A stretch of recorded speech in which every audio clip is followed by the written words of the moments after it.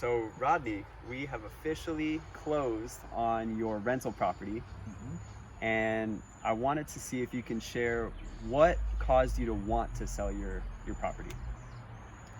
Well, I had some bad tenants that weren't paying, so I was paying on it a month, doing a monthly payment.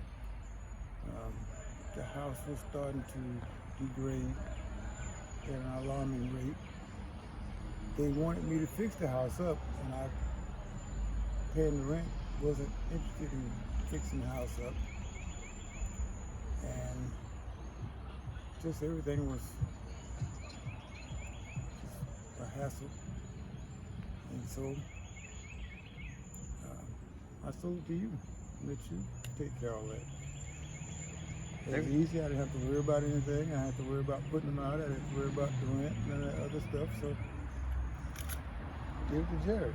There we go. That worked out. Well, it was a pleasure working with you. Thank you so much.